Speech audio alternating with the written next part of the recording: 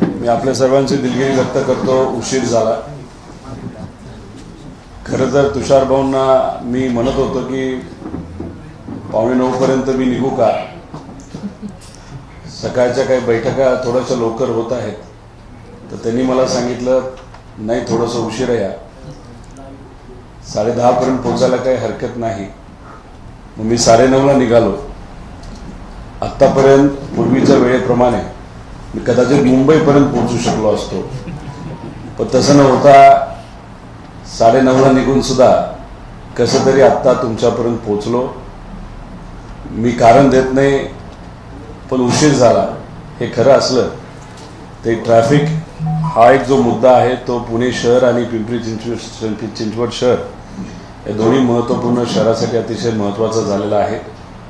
आज इथं एवढी मोठी पत्रकार परिषद असेल हे मला माहीत नव्हतं, पण पिंपरी चिंचवडचे जे सर्व पत्रकार आहेत ते अभ्यासू पत्रकार आहेत। नेहमी इथं आल्यानंतर त्यांना जेवढं मला भेटूसं वाटतं तेवढं मलाही त्यांना भेटूसं वाटत असतं। तुम्ही सर्वजण आलात त्यासाठी मी मनापासून आपल्या सर्वांचे आभार व्यक्त करतो। इथं तुषार भाऊ आहेत, तांगडे साहेब आहेत, सुलक्षणाताई असतील, रवी भाऊ असतील, सर्वच शिवशाहू फुले आंबेडकर यांच्या विचारावर विश्वास ठेवणारे, आदरणीय पवार साहेबांवर काम करणारे सर्व पदाधिकारी आणि कार्यकर्ते इथं नेहमी या शहरामध्ये आल्यानंतर खूप मनापासून आनंद होतो। आदरणीय पवार साहेबांच्या मार्गदर्शनाखाली जो विकास झाला जेव्हा ते कृषी मंत्री होते आणि केंद्र सरकारमध्ये सरकार हे राष्ट्रवादी आणि काँग्रेसचं होतं, तेव्हा जो निधी दिला तो निधी आपल्या या शहराच्या विकासासाठी जो वापरला गेला तो विकास बघितल्यानंतर खूप मनापासून आनंद हा नेहमीच होतो। पण तेवढा विकास सोडला तर त्याच्यानंतर कुठलाही विकास झाला नाही हे बघून सुद्धा कुठेतरी मनाला फार वाईट वाटतं। काल पिंपरी चिंचवडचा बजेटचा दिवस होता। अधिकाऱ्यांनी बजेट मांडलं। अपेक्षा होती की तिथं नगरसेवक असावेत, पण नगरसेवक काय आपल्याला तिथं देता आले नाही। त्याचं मुख्य कारण असं, भाजपचाच एक जळगावचा कार्यकर्ता हा कोर्टात गेल्यामुळे ओबीसी समाजाचं राजकीय आरक्षण हे अडकल्यामुळे आणि त्या गोष्टीचं कारण देऊन महाराष्ट्रामध्ये जिल्हा परिषद, महानगरपालिका, नगर परिषद याच्या सर्व इलेक्शन ह्या अडकलेल्या आहेत। आणि त्याचं मुख्य अडकण्याचं कारण असं आहे की बीजेपीला अजूनपर्यंत विश्वास नाही या मोठ्या महानगरपालिकेमध्ये इलेक्शन जर झालं तर त्यांची सत्ता तिथे येऊ शकेल। मग अधिकाऱ्याला पुढे करून, प्रशासकाला पुढे करून जो निधी आहे तिथं असणारे जे भाजपचे कार्यकर्ते असतील, आमदार असतील, त्यांना पालकमंत्र्याच्या माध्यमातून तो वाटला जातो, दिला जातो। दुर्दैवाने असं की अधिकारी लोकांपर्यंत पोहोचत नसतात। एखादा लोकप्रतिनिधी जर तिथं असेल तर त्याला तिथं असणाऱ्या लोकांच्या अडचणी त्या लोकप्रतिनिधीला, नगरसेवकाला कळतात आणि त्या कळल्यामुळे त्या सोडवण्यासाठी थोडंसं सोपं पडतं। तसंच जी स्टँडिंग कमिटी असते त्या कमिटीमध्ये जे काय मोठी कामं आज या शहरामध्ये चालू आहेत त्या गोष्टींचं नाहीतर त्या कामाचं कॉन्ट्रॅक्ट हे कोणाला मिळालं याची चर्चा स्टँडिंगमध्ये होत असते। पारदर्शक प्रक्रिया वापरली गेली आहे का, कॉन्ट्रॅक्ट देत असताना त्याला एक सर्कल निर्माण करून ठराविकच कॉन्ट्रॅक्टरला ते काम दिलं गेलं आहे का, या बाबतीतली चर्चा स्टँडिंगमध्ये होत असते। पण आता दुर्दैवाने स्टँडिंग नसल्यामुळे आपल्याला कळतच नाही की कॉन्ट्रॅक्ट कोणाला दिलं गेलं, त्याच्यासाठी योग्य असं प्रक्रिया वापरली गेली आहे का, सामान्य लोकांच्या पैशाचा चुतडा झाला आहे का, या गोष्टी आपल्याला कळत नाही। मला असंही कळत होतं की पूर्वी ऑनलाईन टेंडर हे टाकलं जायचं, टेंडर कोणाला मिळाले त्या कॉन्ट्रॅक्टरची माहितीसुद्धा ऑनलाईन दिली जात होती, लोकांना ती कळत होती। पण आज त्या बाबतीतली पारदर्शकता कुठेही नसल्यामुळे कितीही मोठं बजेट हे सादर केलं तर मला असं वाटतं की ते सादर केलेलं बजेट हे सामान्य लोकांसाठी नसून तिथे असणाऱ्या कॉन्ट्रॅक्टरसाठी आहे। त्यामुळे आज इथं आल्यानंतर आपल्या सर्वांचे संवाद साधत असताना इथं कार्यकर्त्यांना भेटण्यासाठी मी आलेलो आहे। मी त्यांच्यासारखाच एक कार्यकर्ता, विचाराला पक्का आहे। इथं सगळ्यांशी संवाद साधल्यानंतर आंबेगावला एक मोठी आदरणीय पवार साहेबांच्या मार्गदर्शनाखाली सभा आहे, त्या सभेसाठी मी सुद्धा तिथं जाणार आहे। आणि तिथं असलेल्या लोकांशी संवादसुद्धा आम्ही सर्वजण मिळून तिथं साधणार आहोत. तर आजचा कार्यक्रम एवढाच आहे. मी पत्रकारांना विनंती करतो की तुम्हाला जर काही प्रश्न असतील तर त्या प्रश्नाला उत्तर देण्यासाठी मी तयार आहे. धन्यवाद. आपण आता उल्लेख केला की बजेट मांडताना कॉन्ट्रॅक्टरांचा जास्त या ठिकाणी विचार केला गेला आहे. त्याच कॉन्ट्रॅक्टरमध्ये त्यातले काही कॉन्ट्रॅक्टर असतील त्यांना घेऊन अजित पवार नेहमी सकाळी 6 वाजता इथं दौरे करायचे आणि तेव्हाच मुद्दा जो आहे तो तुमच्या बाजूला बसलेले तुषार कामते यांनी मांडला होता. मात्र तो मुद्दा मांडल्यानंतर अजित पवारांनी थेट त्यांचा बाप काढला होता. पाहता काय तुम्हाला? मी एकच तुम्हाला सांगतो, पवार साहेबांची खरी ताकद जर आपल्याला बघायची असेल तर तुषार कामते या शहराचे अध्यक्ष आहेत. त्यांनी मांडलेल्या मुद्द्यावर सत्तेत असणाऱ्या उपमुख्यमंत्रींना उत्तर द्यावं लागतं. याच्यावरूनच आदरणीय पवार साहेबांची ताकद ही आपल्याला कळते. तुम्हाला माहीत असेल की पिंपरी चिंचवडमध्ये पवार साहेबांवर प्रेम करणारे आणि राष्ट्रवादीवर प्रेम करणारे अनेक लोक आहेत. पण हे असताना सुद्धा दादांच्या अवतीभोवती जी लोक होती ती बहुतांश ही कॉन्ट्रॅक्टवाले होते, नाही तर मलिदा गँग ज्याला म्हणलं जातं अशी लोक तिथं होते. आणि मग दादांना सुद्धा सामान्य लोकांपर्यंत हे लोक पोहोचून देत नव्हते, प्रामाणिक कार्यकर्त्यांपर्यंत पोहोचून देत नव्हते, पदाधिकाऱ्यांपर्यंत पोहोचून देत नव्हते. जे विविध असोसिएशन या ठिकाणी आहेत, इंडस्ट्रियल असोसिएशन असतील, तसंच रिअल इस्टेटचे असोसिएशन असतील, काय सामाजिक कार्यकर्ते असतील, यांच्यापर्यंत दादांना पोहोचून दिलं जात नव्हतं. दादा एकदा पिंपरी चिंचवडमध्ये आल्यानंतर ठराविक लोकांकडेच जायचं, बाकींकडे जायचं नाही. गणेश उत्सव असताना सुद्धा तिथं ठराविक मंडळापर्यंत जायचं आणि बाकी मंडळापर्यंत जायचं नाही. हे पूर्वी काय आत्ता सुद्धा तिथं झालेलं आपण सर्वांनी बघितलेलं आहे. त्यामुळे ही जी मलिदा गँग आहे ती कोण हे लोकांना तिथं माहिती आहे. त्यामुळे मलिदा गँग तिकडे गेल्यानंतर इथं जी राहिले ते प्रामाणिक साधे कार्यकर्ते पण ताकदवान कार्यकर्ते इथं राहिलेले आहेत. तर मला एवढंच सांगतं की पिंपरी चिंचवडचे राष्ट्रवादी काँग्रेस पवार साहेब यांच्या गटाचे पक्षाचे जे प्रमुख आहेत त्यांना उत्तर हे उपमुख्यमंत्र्याला द्यावं लागतं. हीच खूप मोठी गोष्ट आहे. दादा खरं तर राष्ट्रवादी काँग्रेसकडे बरेच कार्यकर्ते आहेत. आणखी मध्ये बारामतीमध्ये अजित पवार होते की माझे कुटुंबीय सोडून दुसरा कोण प्रचार करणार नाही, त्याला जोडून की आता श्रीनिवास पवारांचे त्यांचे स्वतःचे पुतणे जे आहेत ते तुमच्या राष्ट्रवादी कार्यालयाला भेट दिली आहे. तर दुसरीकडे सुनील तटकरे यांचे बंधूही तुमच्याकडे येणार आहेत अशी चर्चा आहे. तर कसं पाहता तुम्हाला एकंदरीतच या सर्व घडामोडीकडे? तुम्ही अनिल तटकरेंच्या बाबतीत बोलला असाल. अनिल तटकरे साहेब आणि सुनील तटकरे साहेब यांच्यातला वाद हा नवीन नाही, हा पूर्वीपासून आहे. आणि आज त्या परिसरामध्ये आपण जर बघितलं ज्या पद्धतीने सत्तेचा वापर हा आज सत्तेत असणाऱ्या लोकांनी केला, जेव्हा केव्हा त्यांना त्यांच्याकडे पदं होती ती पदं बहुतांश घरातच ठेवण्यात आली होती असं लोकांचं मत आहे.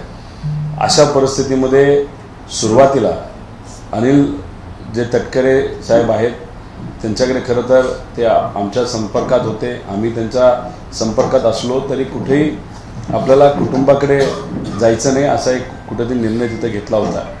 पण तिथं जर परिस्थिती बघितली तर अनिल तटकरे साहेब हे आता आपल्या संपर्कात आहेतच, पण पद अजून कुठलं दिलेलं गेलं नाही. त्यामुळे त्याच्यात येत्या काळामध्ये जयंत पाटील साहेब आणि साहेब काय निर्णय घेतील हे आपल्या सर्वांना बघावं लागेल. पण त्यांचा वाद हा जुना वाद आहे. राहिला प्रश्न तुम्ही युगेंद्र पवारांच्या बाबतीत विचारला, त्यांच्याशी माझी चर्चा कुठेही झालेली नाही. पण आज कळतंय की ते आदरणीय पवार साहेबांच्या राष्ट्रवादीच्या ऑफिसला गेलेले आहेत. तिथं जाऊन त्यांनी कार्यकर्त्यांना काय सांगितलं हे आपल्याला बघावं लागेल. पण ते एकच गोष्ट इथं मी स्पष्टपणे सांगतो, आदरणीय दादांना ज्या पद्धतीने पदं ही मिळत गेली, ज्याच्यामध्ये ते राज्यमंत्री होते, मंत्री होते, उपमुख्यमंत्री झाले, त्यांची राजकीय प्रगती कुटुंब म्हणून आम्ही सर्वांनी आमच्या डोळ्यांनी बघितलेली आहे. व्यक्तिगत जीवनामध्ये सुद्धा नेहमी ते सांगायचे की पवार साहेबांमुळेच राजकीय प्रगती ही पवार कुटुंबाची तिथं झालेली आहे. आणि अशा परिस्थितीमध्ये दादांनी जो निर्णय आज सत्तेसाठी आणि काही प्रमाणात कदाचित आपल्यावर कुठल्या कारवाई होत आहेत त्या होऊ नये यासाठी जो त्यांनी घेतला, कुटुंब म्हणून तो आम्हा सर्वांना आवडला नव्हता.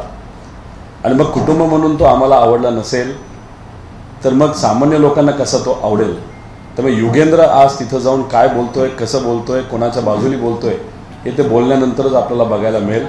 पण एक तुम्हाला सांगतो, कुटुंब म्हणून आम्ही विचाराला पक्के आहोत, साहेबांना पक्के आहोत आणि महाराष्ट्राला जनतेला नक्कीच पक्के आहोत. अजितदादा जे म्हणाले होते की कुटुंब जे आहे ते माझ्या विरोधात आहे, माझ्याबद्दल कुणी प्रचार या ठिकाणी करणार नाही, हा त्याचाच भाग आहे आजची ही जी काही घडामोड घडते. हे बघा, युगेंद्र काय निर्णय घेतो तो त्याचा विषय आहे. युगेंद्र कोण आहे तर श्रीनिवास दादा पवार म्हणजे अजितदादांचे सख्खे भाऊ यांचा तो मुलगा आहे. माझं आणि त्याचं कुठेही बोलणं झालं नाही. तो तिथं जाऊन जर साहेबांना म्हणजे आजोबाला सहकार्य करत असेल या वयामध्ये तर ती एक चांगलीच गोष्ट आहे. त्याचं स्वागत आपण सर्वांनी केलंच पाहिजे. आणि मी नेहमी हेच सांगतोय की लहानपणीपासून आम्ही साहेबांनी दादांसाठी काय केलं हे बघितलेलं आहे. पदं दादांकडे असणारी आम्ही बघितलेलं आहे. महाराष्ट्रामध्ये आणि खास करून राष्ट्रवादीमध्ये तिथं जे काही प्रमुख नेते ज्यांच्यामुळेच तिथं पदं दिली जात होती, आमदारकी दिली जात होती, त्याच्यामध्ये प्रमुख नेता कोण होतं तर आदरणीय दादा होते. त्यांची व्यक्तिगत जीवनाची प्रगतीसुद्धा आम्ही सर्वांनी बघितलेली आहे. आणि अशा परिस्थितीमध्ये आम्हाला कुठेही 1% सुद्धा वाटत नाही त्यांच्यावर अन्याय झाला आहे.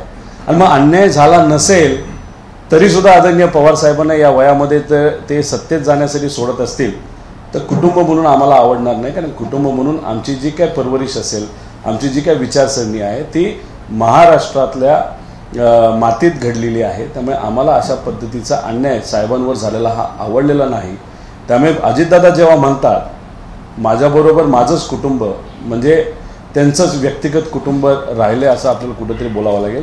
आणि श्रीनिवास काकांचा मुलगा म्हणजे युगेंद्र जर तिथं साहेबांची आजोबांची या वयामध्ये साथ देतोय हे स्वागत करण्यासारखंच आहे. कारण का हा विषय आणि हा विचार हा खऱ्या अर्थाने महाराष्ट्रातल्या जमिनीमध्ये घडलेला विचार आहे असं माझं मत आहे. अजितदादा बोलतात त्यात तथ्य आहे म्हणजे दादा बोलतात त्यात तथ्य आहे म्हणजे दादा काय बोलतात याच्याकडे तसं बघितलं तर आज आम्ही कुठेही लक्ष देत नाहीत.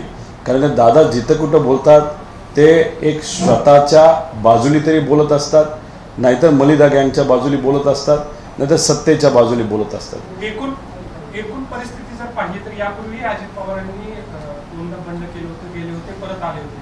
आता भविष्याचा विचार केला तर शरद पवार गटासाठी अजित पवार यांचे दोर कायमचे कापलेत का अशी स्थिती आहे का भविष्यात पाहताय? दोर कापण्याची जबाबदारी कोणावरही असू शकते. तुम्ही जर बघितलं तर पवार साहेबांनी कधीही आपल्या जवळच्या लोकांना दूर करण्यासाठी त्यांनी कधी प्रयत्न केले नाही. पण ज्या लोकांना जवळ केलं त्यांनी जर विचारावर गद्दारी केली असेल, तेच जर पवार साहेबांना सोडून गेले असतील तर दोर कापण्याची जबाबदारी ही अजितदादा आणि त्यांचे जे सर्व निकटवर्तीय मंत्री आहेत त्यांनीच घेतलेली आहे. या 9 मंत्र्यांनी स्वतःवर कारवाई होऊ नये म्हणून ते आज भाजपबरोबर सत्तेत गेले. आणि सत्तेत जात असताना आमदारांचा, कार्यकर्त्यांचा, पदाधिकाऱ्यांचा, विचाराचा कुठेही विचार केला नाही. एवढे जर हे सर्व स्वार्थी असतील, स्वार्थासाठी जर सत्तेत गेले असतील तर त्यांच्याबद्दल आज काय बोलायचं. आज महाराष्ट्रातले अनेक प्रश्न आहेत ज्याच्याकडे दुर्लक्ष केलं जाते, त्याच्याबद्दल कुणीच बोलत नाही. मग ह्या सगळ्या गोष्टी असताना सामान्य लोकांच्या बाजूने तरी कोणी बोलणारं पाहिजे. तर साहेब आज तिथे लढत आहेत आणि आम्ही सर्वजण साहेबांबरोबर तिथे लढत आहोत. तुम्ही घेणार की नाही हा प्रश्न म्हणजे ब्रॉडर? मी तर साधा आमदार आहे, कार्यकर्ता आहे, तर मी तर निर्णय तो घेऊ शकत नाही. पण माझं एकच मत आदरणीय पवार साहेबांना राहणार आहे आणि आमच्या वरिष्ठांना राहणार आहे. अशा कठीण काळामध्ये लोकांबरोबर जी लोकं राहिली, जी आपल्याबरोबर लोकं राहिली, साहेबांबरोबर लोकं राहिली, त्यांना विसरून चालणार नाही. यांना ताकद देण्याची खऱ्या अर्थाने जरूरत आहे. त्यामुळे उद्या जाऊन वारं बघून जर कुणी परत येण्याचा विचार करत असेल तर त्यांचा विचार केला तर तो शेवट करा. या लोकांचा विचार हा पहिला करा, एवढंच माझ्यासारख्या कार्यकर्त्याला वाटतं. म्हणतात की शरद पवार म्हणतील तसंच त्यांना आता साथ देण्याचं जे आहे ते त्यांनी संकेत दिलेले. त्यांनी जर असं सांगितलं असेल तर महाराष्ट्र म्हणून आपण सर्वांनी त्यांचं स्वागत केलं पाहिजे. त्यांनी पवार साहेबांची म्हणजे आजोबाची साथ सोडली नाही आणि तो विचाराबरोबर पक्का राहिला, साहेबांबरोबर पक्का राहिला. या लहान मुलाला, आमच्यासारख्या बच्चा माणसाला जर विचार कळत असतील तर ज्यांनी 27-20 वर्ष भोगली आहे, जे मोठे नेते स्वतःला समजतात, अशा लोकांना तर नक्कीच कळलं पाहिजे. त्यांना जर कळत नसेल त्याचं मुख्य कारण स्वार्थ आहे, बाकी काही नाही. असं म्हणतात की रोहित पवारांना जी आहे ती अजित पवार होण्याची घाई झाली, त्यामुळे ते खालच्या पातळीवर जी आहे ती टीका करत आहे. मी कधीही मला दादांच्या लेवलला जाऊन ठेवा असं कधी बोललेलो नाही, पण दादांचे जे अवतीभोवतीचे लोक सारखं सारखं दादांची माझी जर तुलना करत असेल तर त्यांनी तो विचार करावा. मी त्यावेळेस सुद्धा कोल्हापुरात जाऊन सांगितलं होतं, मी कोणाची जागा घेण्यासाठी राजकारणात आलो नाही, पण प्रतिगामी विचाराला त्यांची खालची जागा दाखवण्यासाठी 100% तिथं राजकारणामध्ये आलेलो आहे. आणि हे जे सर्व नेतेत ना म्हणतात की मोदी साहेब आमचं ऐकतात, अमित शहा आमचं ऐकतात, एक छोटंसं उदाहरण घ्यावं. महाराष्ट्रातले मोठे मोठे प्रकल्प या भागामध्ये जे येणार होते गुजरातला गेलेत, तेव्हा तुमच्या कॉन्टॅक्टचा वापर तुम्ही केला नाही. कांद्याच्या बाबतीत निर्णय जेव्हा शेतकऱ्याच्या विरोधात घेतला, इथं काही दिवसांपूर्वी एक अफवा आली की बाबा एक्सपोर्ट आता परवानगी दिली, इथं सगळ्यांनी मोठे मोठे फटाके उडवले आणि आता कळते मार्च अखेरीसपर्यंत ठेवले. मग अजितदादा आणि हे भाजपचे नेते आणि अजितदादाबरोबर गेलेले नेते ज्यांचा कॉन्टॅक्ट थेट पंतप्रधानांबरोबर आहे, अमित शहांबरोबर आहे, मग हे गुजरातला गेलेले प्रोजेक्ट आणण्यासाठी का ते कॉन्टॅक्ट वापर करत नाही? आणि कांद्याच्या बाबतीत आणि शेतकऱ्याच्या बाजूने निर्णय घेण्यासाठी का तुम्ही कॉन्टॅक्टचा वापर करत नाही? आणि आरक्षणाचा विषय मुद्दा हा कायमस्वरूपी सोडवण्यासाठी तुम्ही का दिल्ली पुढे जात नाही, बोलत नाही? तुम्ही स्वार्थासाठी दिल्ली समोर झुकता. एकदा सामान्य लोकांसाठी झुकला तर तुम्हाला आम्ही मानू ना, पण ते तुम्हाला करायचं नाही. आंबेगाव विधानसभेत एक फ्लेक्स लागलाय रोहित पवारांचा, त्याच्यावरती एक टॅगलाईन आहे, वादा तोच पण दादा नव्हे. हे बघा, कार्यकर्त्यांचं प्रेम असतं. उद्या जाऊन कार्यकर्ते कुठलाही फ्लेक्स लावतील आणि तो मी लावायला लावला असं जर कुणी म्हणणार असेल तर ते योग्य नाही. ते त्यांचं प्रेम आहे, त्याच्यातून आम्ही काय घेतो तर प्रेम घेतो, एवढं सांगतो. काल पवार साहेबांनी सांगितलेच आहे की महाविकास आघाडीच्या जागा वाटपाचा लोकसभेच्या जवळपास प्रश्न जो आहे तो निकालात म्हणजे बऱ्यापैकी चर्चा झालेली आहे. तर आता पिंपरी चिंचवड आणि ग्रामीण भागाचा विचार केला तर मावळ आणि शिरूर या 2 जागा आहेत. तर या दोन्ही जागेत शिरूरचा जरी उमेदवार जवळपास निश्चित असला तर मावळ विषयी सेनेकडे देणार की तुमचा काही दावा आहे? नाही, याच्यामध्ये इथं असणाऱ्या सर्व पदाधिकाऱ्यांशी आदरणीय पवार साहेबांची चर्चा झालेली आहे. तुम्ही जर बघितलं तर महाविकास आघाडीची एक खासियत आहे की आमच्यात चर्चा होते, लोकशाहीला कुठेतरी वाव आहे.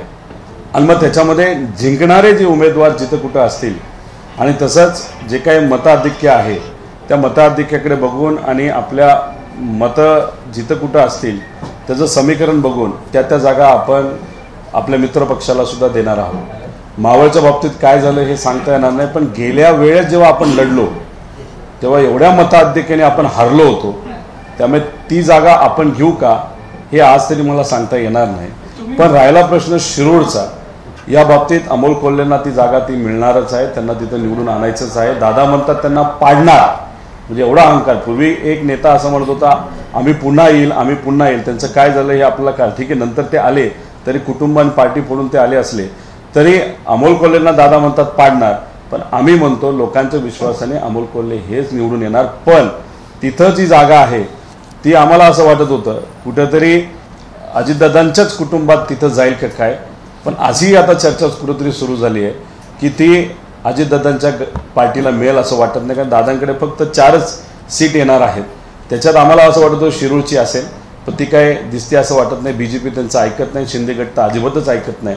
त्यामुळे कदाचित ती जागा अजितदादांकडे न जाता दुसऱ्या पक्षाकडे जाईल आणि दादांकडे गेली तर कुटुंबातून एखादा व्यक्ती तिथं निवडणुकीला उभी राहील असं चर्चा तरी सुरू झाली.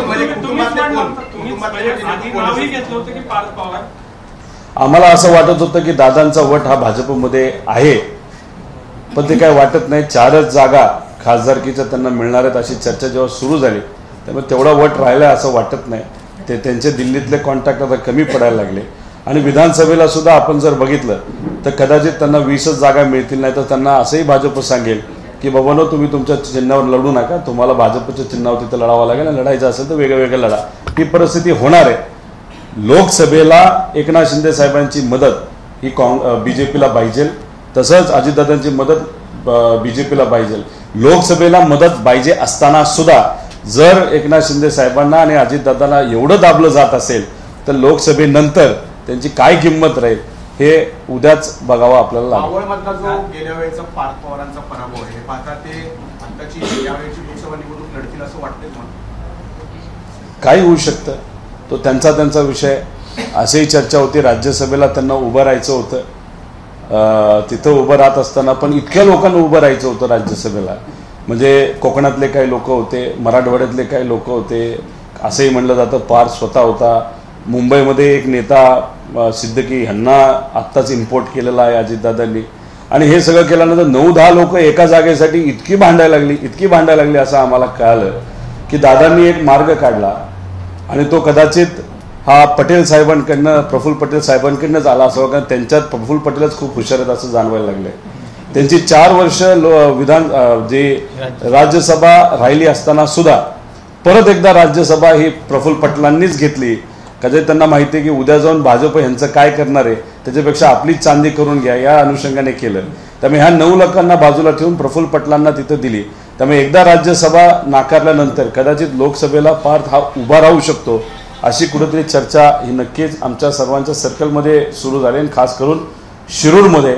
पण शिरूरमधून राहतील असं वाटत नाही, कारण का 4च जागा अजितदादांना दिल्या तर कदाचित ती बारामतीची असू शकते, नगरचीही असू शकते, अजून कुठली असेल माहीत नाही. एक 4 पण 2 होतील का नाही हे सांगता येणार नाही. तुमच्या म्हणण्यानुसार तर ते राज्यसभेवर अतिशय हुशार लोकांची गरज होती, मग त्यांचं काम म्हटलं नाही, मी कधीही कोणाच्याबद्दल वाईट बोलतच नाही. आता तुम्ही आम्हालाही हुशार म्हटलं, त्यामुळे आम्ही जोडून बघतो. तुम्ही सामान्य लोकांचं प्रतिनिधित्व करणारी मीडिया आहे, त्यामुळे तुमच्याबद्दल मी 2 अर्थी कधीच बोलणार नाही. जे आहे ते बेधडक बोलेल. पण जे नेते आहेत त्यांनी सामान्य लोकांना सोडून स्वहितासाठी सत्तेचा मार्ग निवडला, त्यांच्या विरोधात आम्ही जे काही बोलतो ते डायरेक्ट पण बोलतो आणि 2 अर्थी पण बोलतो.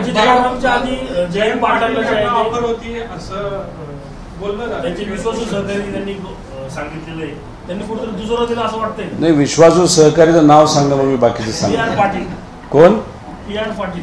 PR पाटीलांनी काय सांगितलं? अध्यक्ष राजाराम बापू कारखाने त्यांनी काय सांगितलं? जयंतदादांच्या आधी त्यांना ऑफर होती की उपमुख्यमंत्री पद तुम्ही घ्या.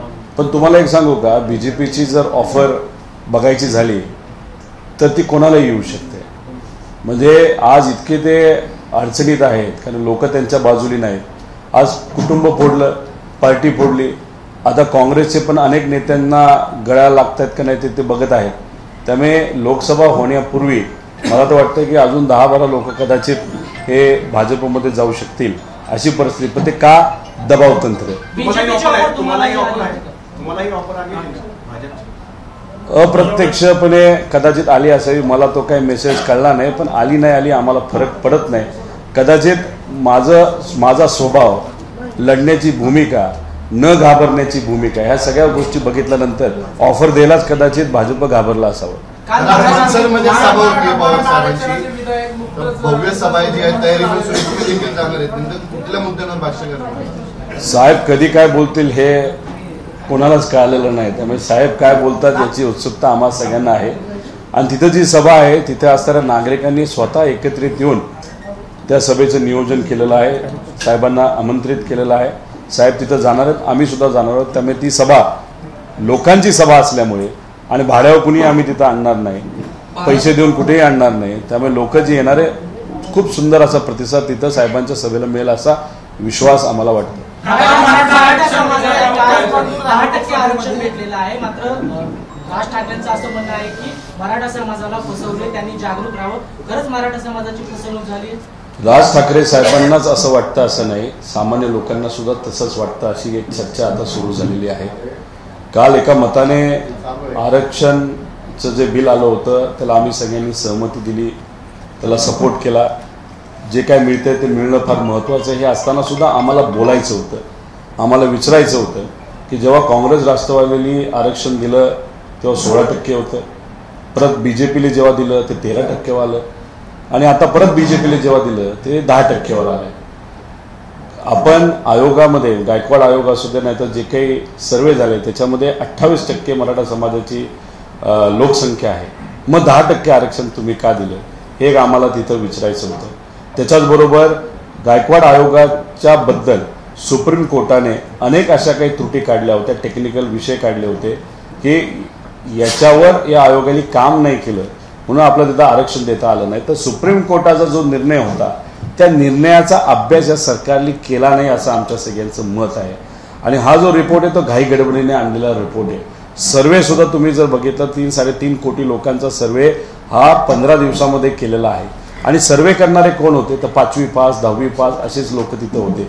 त्यामुळे ह्या सगळ्या गोष्टीकडे बघत असताना लोकसभेला डोळ्यासमोर ठेवून हा निर्णय घेतला का काय अशी आम्हाला एक कुठेतरी भीती वाटत होती. आणि मुख्यमंत्री साहेब बोलत असताना आम्ही हे आरक्षण टिकवण्याचा प्रयत्न करू असं जेव्हा त्यांनी शब्द वापरला, राजकीय व्यक्तीच्या तोंडून प्रयत्न हा शब्द हा फक्त शब्दच असतो आणि तो फार भीतीदायक असतो.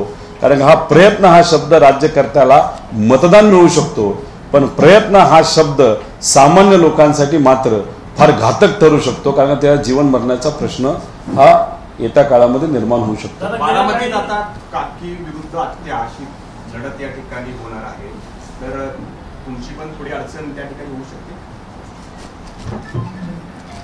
मी एवढंच सांगेल, अजूनपर्यंत राष्ट्रवादी अजितदादा पक्षाकडनं त्यांचा अधिकृत उमेदवार हा फायनल झाला असावा, पण डिक्लेअर नाही झाला. जेव्हा डिक्लेअर होईल तर या बाबतीत मी जास्त योग्य असं तिथं भाष्य करेन. अशी लढत झाली तर खरंच अडचण होईल तुमची, वैयक्तिक तुमची अडचण होईल तिथं, म्हणजे प्रचार करताना त्या ठिकाणी सगळ्यांसमोर. राजकारण आणि व्यक्तिगत जीवन हे वेगळं असतं. राजकारण हे सामान्य लोकांसाठी असतं, व्यक्तिगत जीवन हे आपलं असतं. त्यामुळे राजकारणाच्या बाबतीत बोलायचं झालं तर लोकांची भूमिका घ्यावी लागेल. आता जर अजितदादांच्या बाबतीत आम्ही बोलत असू, आम्ही कदाचित सुनेत्रा वहिनींच्या बाबतीत बोलणार नाही, कारण ते राजकारणात कधीच नव्हते. समाजकारणामध्ये सुद्धा मध्ये आधी ते काही एन्व्हायरमेंटचं काहीतरी करत होत्या.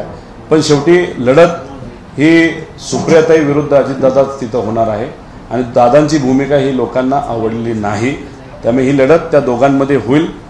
लोकच ठरवणार आहे की मलिदा गँगचं ऐकायचं, दादांचं ऐकायचं, सत्तेचं ऐकायचं, पैशाचं ऐकायचं का विचाराचं ऐकायचं. योग्य असा निर्णय सामान्य लोक घेतील असा विश्वास आहे.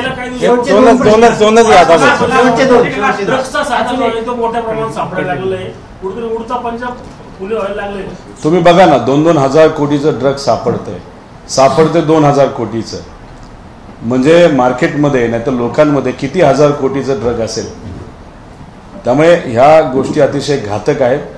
आणि ड्रग्सचं सेवन का मोठ्या प्रमाणात वाढत चाललं आहे असं एक काही सर्वे सांगतात. त्याचं मुख्य कारण असं आहे की जेव्हा बेरोजगारीमध्ये मुलं अडकतात, ते शिकून सुद्धा आई वडील कष्टाने शिकवतात पण त्यांना नोकरी मिळत नाही, मग तो जो मानसिक त्रास असतो त्यातून कुठंतरी एक वेगळा मार्ग मिळावा, नाहीतर डोकं शांत व्हावं, यासाठी या ड्रग्सचं सेवन मोठ्या प्रमाणात वाढते. आणि असंही म्हणलं जाते की या ड्रग्सच्या मागे काही मोठे मोठे नेते सुद्धा आहेत. आपण पाटला कोण जो ससूनमधून पळून गेलेला पाटील होता का, तो जो व्यक्ती आहे, तर त्या बाबतीत सुद्धा जर बघितलं काही नेत्यांकडे म्हणजे काही लोकांचा आक्षेप सुद्धा आहे. त्यामुळे अशा पद्धतीने जे पंजाबमध्ये झालं ते जर महाराष्ट्रामध्ये होत असेल, एक तर प्रोजेक्ट आपले महाराष्ट्राचे गुजरातला घेऊन नेले जातात. महाराष्ट्राचा विकास हा कुठला खुंटला आहे. महाराष्ट्रामध्ये आध्यात्मिक जो विचार आहे, शिवशाहू फुले आंबेडकरांचा विचार आहे, हा बाहेरून आणून काय भोंदूबाबांच्या माध्यमातून तो सुद्धा डिस्टर्ब करण्याचा प्रयत्न केला जातोय. आणि हे नवीन ड्रग्सचं प्रकरण ज्याच्यामुळे युवा पिढी महाराष्ट्राची अडचणीत आली पाहिजे आणि उत्तर प्रदेशचा विकास हा झाला पाहिजे आणि महाराष्ट्राचा नंबर कुठेतरी कमी झाला पाहिजे, असं तरी षडयंत्र याच्या मागे नाही ना, असं कुठेतरी आपल्याला बघावं लागेल. 100% कमी पडते. कुटुंब फोडणं आणि पार्टी फोडण्यामध्ये जर देवेंद्र फडणवीस साहेब बिझी असतील आणि राजकारण करण्यामध्ये बिझी असेल तर त्यांचं लक्ष एवढ्या विविध खात्यांकडे कसं जाणार आहे. आणि त्यांना थोडे सामान्य लोकांचं पडलंय, त्यांना काय पडलंय तर ते परत मुख्यमंत्री कसे बनतील, एकनाथ शिंदे साहेबांची ताकद कशी कमी होईल, अजितदादांची ताकद कशी कमी होईल आणि स्वतः परत एकदा मोठा नेता म्हणून ते कसे मी पुन्हा येईल या हेतूतून पुढे कसे येतील, एवढंच त्यांना पडलेलं आहे. सामान्य लोकांचं काही पडलेलं नाही. पिस्तुल्या मिळत आहेत, गोळ्याही मिळत आहेत, दुर्दैवाने महिलांवर अत्याचारही होत आहेत, युवांवर अत्याचार होत आहेत, कोयता गँग अजून बंद झालेली नाही. त्यामुळे त्यांनी कुठेतरी एक विश्रांती घ्यावी. हा जो काही खातं आहे ते अतिशय महत्वाचं खातं आहे, ते सोडून इतर खात्यांवर त्यांनी कुठेतरी लक्ष द्यावं. मोठी गटबाजी आहे आपल्या पक्षात पिंपरी चिंचवडमध्ये, असं जाणवतं आहे की गटबाजी आहे. मला पिंपरी चिंचवडचे जे कुणी सर्व नेते आहेत तर त्याच्यामध्ये काही युवा नेते आहेत, त्यांना एवढंच सांगायचं की अंतर्गत पार्टीमध्ये लढण्यापेक्षा आपल्याला आपल्या विरोधकाबरोबर लढायचं आहे. आपला विरोधक भाजप आहे, अजितदादांचे राष्ट्रवादी आहे. त्यामुळे फक्त काही लोकांनी टिमकेगिरी करण्यापेक्षा खऱ्या अर्थाने लोकांमध्ये जाऊन सामान्य लोकांचे मुद्दे समजून घेऊन या मोलाढ्य शक्तीच्या विरोधात आपल्याला लढायचं आहे. एका विचार जपण्यासाठी लढायचं आहे. त्यामुळे उगाच काहीतरी छोटे मोठ्या गोष्टी काढतात. मी याच्यावर जास्त भाष्य करणार नाही. पण योग्य असा निर्णय येत्या काळामध्ये काही लोकांच्या बाबतीत म्हणजे काही लोकांना आपल्याला प्रमोट करावं लागेल, वेगळी संधी द्यावी लागेल, अशा पद्धतीचा निर्णय हा घ्यावा लागेल. गटबाजी अंतर्गत ठेवून पार्टीचं लोकांचंच नुकसान होतं आणि हे नुकसान करण्यासाठी काही आपलेही लोक जे काही पदाधिकारी या भागातले असतील आणि काही दादांबरोबर गेलेले जे काही पदाधिकारी आहेत ज्यांचे काही हितसंबंध काही लोकांबरोबर आहेत असेही लोक असू शकतील. त्यामुळे हे असलं फालतू राजकारण हे आम्हाला तरी योग्य वाटत नाही. याच्यामुळे पार्टीचं आणि लोकांचं नुकसान होतं. एबीपी माझा, उघडा डोळे बघा नीट.